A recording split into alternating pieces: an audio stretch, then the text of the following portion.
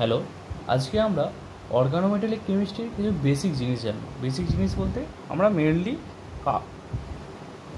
কার্বনিলে এই যে কার্বনিল লাইগ্যান্ডটা আছে এর ফিনোমেনন সম্বন্ধে জানব।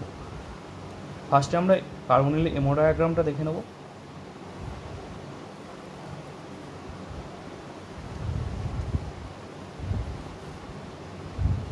বাঁ দিকে দিচ্ছি কার্বন আর ডান দিকে দিচ্ছি অক্সিজেন। কার্বনের 2p এখানে হচ্ছে, আর 2s ধরা যাক এরম জায়গাতে 2s আছে। যেহেতু অক্সিজেনের ইলেকট্রোনেগেটিভ বেশি, তাই জন্য 2p এনার্জিটা অনেকটা কম হবে। 2s ধরা যাক এরকম। এবার এখানে অক্সিজেনের 2p আর 2s এর মধ্যে এনার্জি গ্যাপটা অনেকটা বেশি হয়, কিন্তু কার্বনের 2p 2s এর মধ্যে এনার্জি গ্যাপ কম হয়। এনার্জি গ্যাপ কম হওয়ার জন্য ইজিলি এটা মিক্স করে যেতে পারে। এবার মিক্স হলে কি হয়, মিক্সিং হলে এনার্জি গ্যাপটা এখানে কমে যায়। তাহলে এখানে মিক্সিং যখন হবে তখন এই এনার্জি গ্যাপটা কমে গেল। এবার ব্যাপারটা হচ্ছে যে আমাদের দুটো ডিফারেন্ট অ্যাটম থাকলে দুটো ডিফারেন্ট অ্যাটমের মধ্যে একটা সিগমা বন্ড ফর্ম করে আর বাকি পাই ফর্ম করে, ঠিক আছে। এবার একটা সিগমা বন্ড ফর্ম করলে কি হবে, এখান থেকে উঠলো আর এখান থেকে একটা নামলো, এসপি ড্যাশ লিখলাম এটা, আর এটা এসপি লিখলাম। এই এসপি ড্যাশ যেটা হয়েছে সেটা অক্সিজেনের একটা অরবিটালের সাথে ওভারল্যাপ করে কি দিচ্ছে, সিগমা বন্ড দিচ্ছে।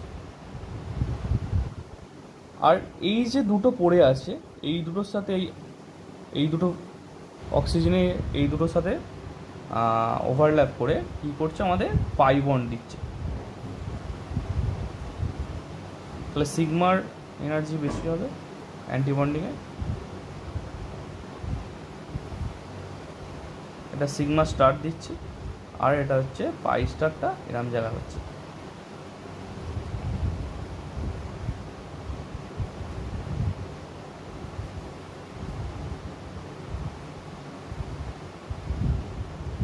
হলো এটা। এবার হচ্ছে এই যে 2s হচ্ছে, 2s কারোর সাথে কিছুতে ওভারল্যাপে পার্টিসিপেট করছে না, তাই জন্য এটা নন বন্ডিং হিসেবে পড়ে থাকবে। আর এই যে এটা পড়ে আছে এসপিটা, এটাও নন বন্ডিং হিসেবে পড়ে থাকবে। তাহলে এটা সিগমা, এটা পাই, এটা নন বন্ডিং, এটা পাই স্টার, এটা হচ্ছে সিগমা স্টার। এবার হচ্ছে আমাদের কার্বন আর অক্সিজেনের টোটাল কটা ইলেকট্রন থাকে, কার্বনের 6টা আর অক্সিজেনের হচ্ছে 8টা। 8 আর 6 14, টোটাল 14টা ইলেকট্রন। এবার 1s আমরা এখানে বাদ দিয়ে দিয়েছি, 1s ডিপ্লিসিটেড হয়। 1s টোটাল দুটো করে 4টে ইলেকট্রন বাদ দিয়ে দাও, 10টা ইলেকট্রন। টোটাল 10টা ইলেকট্রন আমাদের ফিল আপ করতে হবে। 1টা 2টো 3টে 4টে 5টা 6টা 7টা 8টা 9 10 হলো। এবার হচ্ছে যে এখানে আমরা দেখতে পাচ্ছি যে একটা সিগমা আর দুটো পাই আছে। একটা সিগমা দুটো পাই, একটা নন বন্ডিং। এটাকে নন বন্ডিংটা হচ্ছে হায়েস্ট এইচ হোমো বলছি এটাকে, আর এটা হচ্ছে আমাদের লুমো, হায়েস্ট অকুপাইড মলিকুলার অরবিটাল। এটা হচ্ছে লোয়েস্ট অকুপাইড মলিকুলার অরবিটাল। তাহলে আমাদের এখানে তিনটে, একটা সিগমা দুটো পাই, তাহলে বন্ড অর্ডার কী হবে, আমাদের বন্ড অর্ডার হচ্ছে 3। এবার একটা ব্যাপার হচ্ছে দেখতে হবে যে আমাদের এটাকে কি আমরা পিওরলি নন বন্ডিং বলতে পারবো। এখানে হচ্ছে যদি এখান দিয়ে এই দুটোর মধ্যে গ্যাপটা এখানে দিয়ে যদি যেত, এইখানটা যদি হতো, সেটাকে আমরা পিওরলি নন বন্ডিং বলতে পারতাম। কিন্তু এটার এনার্জি হচ্ছে স্লাইডলি হাই, তাই জন্য এটাকে স্লাইডলি অ্যান্টি বন্ডিং ক্যারেক্টার আছে। এই নন বন্ডিংয়ের মধ্যে স্লাইডলি অ্যান্টি বন্ডিং ক্যারেক্টার আছে। তাহলে হচ্ছে হোমোটা হচ্ছে স্লাইডলি অ্যান্টি বন্ডিং ক্যারেক্টার এখানে পাওয়া যাচ্ছে, আর লুমো এটা হচ্ছে লুমো। স্লাইডলি অ্যান্টি বন্ডিং ক্যারেক্টার থাকলে কী হয়, আমরা জানি যে কোনো একটা ইলেকট্রন বেরিয়ে গেলে, ধরা যাক যদি ইলেকট্রন বেরিয়ে যায়, তখন হচ্ছে বন্ড অর্ডারটা কী হয় অ্যান্টি বন্ডিং থেকে, তখন হচ্ছে অ্যান্টি বন্ডিং থেকে ইলেকট্রন বেরিয়ে গেলে তখন বন্ড অর্ডার আমাদের বৃদ্ধি পাবে।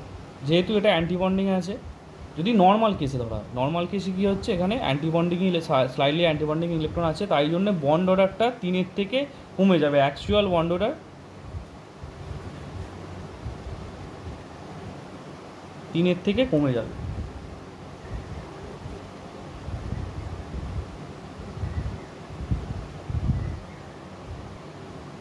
লেস দ্যান 3, এটা নিয়ার ইকুয়াল টু 2.6 হয়। এবার আমরা দেখব যে CO প্লাস হলে কি হবে।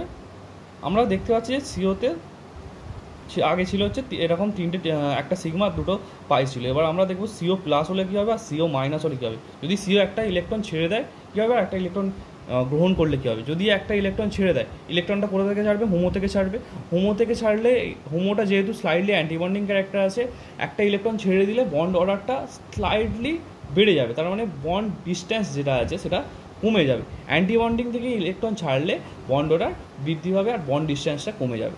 তাহলে CO প্লাসের বন্ড অর্ডারটা গ্রেটার হবে CO মাইনাস। আর যদি একটা ইলেকট্রন অ্যাকসেপ্ট করে, অ্যাকসেপ্টটা কোথায় করবে, লুমোতে অ্যাকসেপ্ট করবে। লুমোটা কি পিওর ক্যারেক্টার, এটা হচ্ছে পিওর লুমো, এখানে কোনো এরকম কেস নেই, এটা হচ্ছে পিওর লুমো। তাহলে এখানে পিওর লুমো মানে হচ্ছে অ্যান্টিবন্ডিংয়ে যখন ইলেকট্রন অ্যাকসেপ্ট করবে তখন বন্ড অর্ডার ডিক্রিজ করবে, বন্ড অর্ডার ডিক্রিজ করবে এবং হচ্ছে এই যে CO প্লাসের বন্ড অর্ডারটা আমাদের তাহলে বেশি হবে আর CO মাইনাসের বন্ড অর্ডারটা কমে যাবে।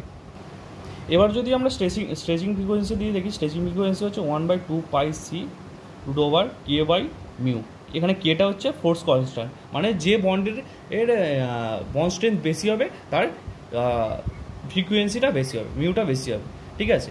এবার হচ্ছে আমাদের এখানে কি দেখলাম, যেহেতু এখান থেকে একটা ইলেকট্রন বেড়ে যাচ্ছে, বন্ড স্ট্রেংথটা বন্ড অর্ডারটা কমে যাচ্ছে, বন্ড অর্ডার কমে গেলে বন্ড স্ট্রেংথ বাড়ছে, তাহলে এর স্ট্রেচিং ফ্রিকোয়েন্সি বেশি হবে, কিন্তু এই যে CO মাইনাসের স্ট্রেচিং ফ্রিকোয়েন্সি কম হবে। এটা যদি আমরা একটা মেটাল লাইগ্যান্ড দিয়ে বুঝি, মেটাল আছে আর হচ্ছে CO আছে, ঠিক আছে। কি করে, CO হচ্ছে আগে সিগমা বন্ড ফর্ম করে, CO ইলেকট্রন ডেন্সিটি মেটালে প্রোভাইড করে। এবার হচ্ছে মেটালে যদি কোনো ইলেকট্রন ডোনেটিং গ্রুপ আর ইলেকট্রন উইথড্রয়িং গ্রুপ থাকলে কী হবে। ফার্স্টে আমরা দেখবো নর্মাল কেসে ইলেকট্রন ডোনেটিং গ্রুপ, আর এই গ্রুপটা বাদ দেওয়া যাক।